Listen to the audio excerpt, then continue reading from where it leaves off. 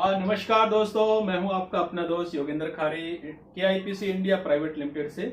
और दोस्तों, आज हम अपना जो ये वीडियो बना रहे हैं, ये एक हमारी एक अभी साइट कंप्लीट हुई है, जिस साइट का नाम है पी मित्तल प्राइवेट लिमिटेड, जो NSCZ नोएडा के अंदर स्थित है। यहाँ पर हमने इस पाइपिंग को किया है। पाइपिंग में हमने क्या क्या किया है, वहाँ पर किस तरह से उसको क्लैंपिंग किया है, किस तरह से उसकी वर्किंग को किया है, वो हम आज इस वीडियो के अंदर दिखाएंगे। वहां पर हमने जो पाइपिंग साइजिंग लिया है, वहां पर हमने 50 mm और 32 mm के साइज के साथ हमने काम किया। जहां पर हमने पाइप का जो इस्तेमाल किया, वहां पर फ्यूजन फाइबर थम पाइप का इस्तेमाल किया है।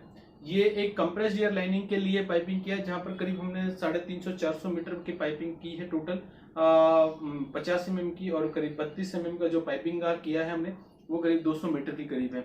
तो अप्रोक्सीमेटली अगर हम देखा जाए तो हमने 700-800 मीटर की करीब पाइपिंग यहाँ पर की है। और यहाँ पर हमने बड़ी खूबसूरती के साथ, बड़ी प्यारे ढंग से यहाँ पर पाइपिंग का काम किया है। यहाँ पर हमने काफी चीजों का इस्तेमाल किया है। वहाँ पर काम करने के लिए आप देखेंगे, वहाँ पर हमने चिली क्लैंप का भी इस्तेमाल किया, हमने वहाँ पर बीम क्लैंप का भी इस्तेमाल किया वहाँ पर, और हमने वहाँ पर डिफरेंट डिफरेंट टाइप की जो क्लैंप्स आती हैं, वॉल क्लैंप्स आती हैं, वहाँ सभी चीजों का इस्तेमाल किया और बड़े प्यारे तरीके से हमने काम किया। चलो हम चलते हैं पी मित्तल और वहां पर आपको दिखाते हैं पूरी साइट का सर्वे। ओके।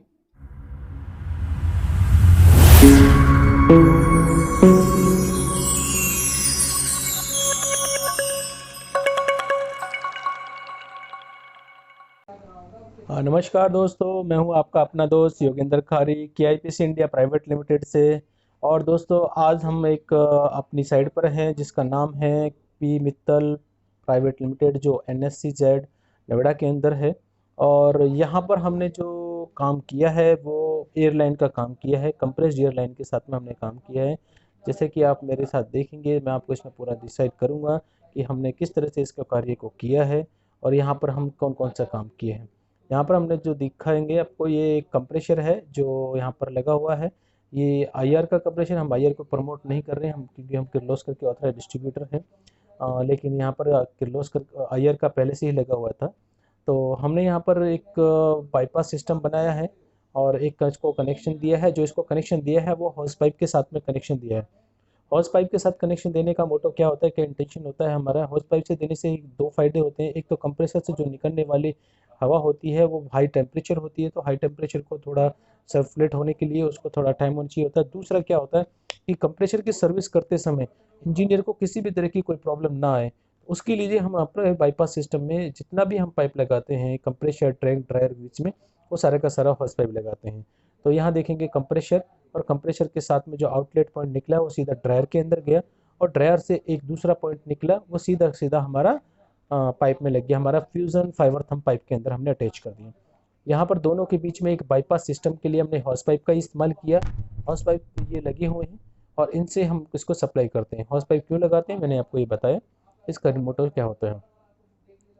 दूसरा, हॉस पाइप में क्या होता है कि किसी भी तरह का कोई बेंट नहीं होते हैं, जिससे कि वो अपना काम चल सकता है। अब आप देखेंगे हमने जो पाइप लगाया हुआ है ये फ्यूजन फाइबर थम पाइप है, ब्लू कलर का पाइप है, इसकी ब्लैक कलर की इसकी फिटिंग होती है।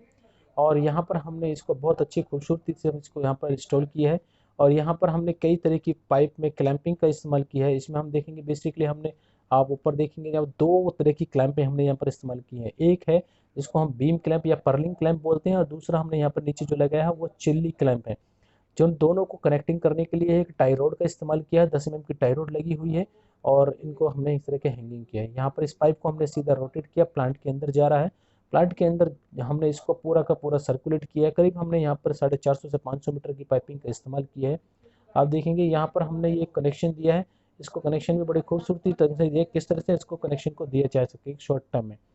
ये करीब बहुत बड़ी फैक्ट्री है, और यहाँ पर हमने करीब 350-400 मीटर तो हमारा करीब 50 mm का, और 300 करीब वो लेगा, यानी 700-800 मीटर की पाइप टोटल हमने यहाँ पर इस्तेमाल किए हैं।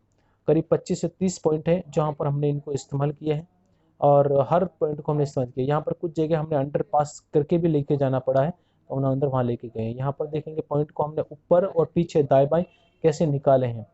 यहाँ पर हमने आगे फ्रंट पे एक पॉइंट दिया, पीछे इसको बैक साइड में एक पॉइंट दिया हुआ है।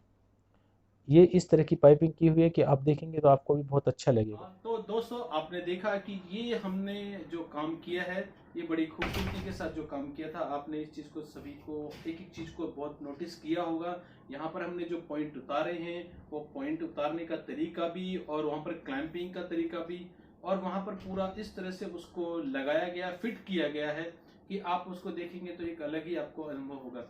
ये जो पाइपिंग हमने की है, ये बेसिकली फ्यूजन का पाइप है, और जो फ्यूजन फाइबर थंब के नाम से जाना जाता है, और ये कंप्रेस्ड एयर लाइन के लिए इस्तेमाल करने वाला पाइप है। इसका कलर ब्लू होता है, ब्लैक इसकी फिटिंग आती है, और हम कंप्रेस्ड एयर लाइन में मोस्ट ऑफ दी कंपनीज में हम इसी को प्रेफर करते हैं कि जहाँ पर भी हमने काम किया है अब तक, हमने मैक्सिमम अगर देखा जाए तो हमने 1000 से ज़्यादा कंपनियों में हमने काम कर चुके हैं अभी तक, और सभी के अंदर हमने इसी का 90% इस्तेमाल किया है। 10% में हमने जिंदल एमएलसी और कुछ GIMS के वगैरह पाइपिंग भी हमने इस्तेमाल की है। तो हमने यहाँ पर इसको किस तरह से दिखाया है, कैसे हमने इसको कनेक्टिंग किया, यहाँ पर हमने जो इसको आपने देखा, जो हमने शुरुआत में आप देखेंगे वहाँ पर हमने जो कंप्रेसर के साथ हमने जो अटैचमेंट दी है, वो कंप्रेसर के साथ जो अटैचमेंट दी है वो फ्यूजन फाइबर थंब की के साथ जो कनेक्टिंग है वो हॉस पाइप के साथ कनेक्ट किया है। यानी कि हॉस पाइप और कंप्रेसर के बीच में जो है वो एक फ्लेक्सिबल पाइप को इस्तेमाल किया गया है। इसके दो रीजन होते हैं जो हम लगाते हैं। एक तो जो कंप्रेसर के जो आउटलेट में जो प्रेशर निकलता है और जो टेम्परेचर निकलता है, वो दोनों को वेरिएशन देखने के अकॉर्डिंग। दूसरा क्या होता है कि इसका जो कंप्रेसर के समय हमेशा आउटलेट से जो प्रेशर टेम्परेचर निकलता है वो कभी कभी मोर देन 100 kg टेम्परेचर से भी हो जाता है, 100 डिग्री से भी ज़्यादा हो जाता है। तो उस टेम्परेचर को ध्यान में रखते हुए हम हॉस पाइप का इस्तेमाल करते हैं।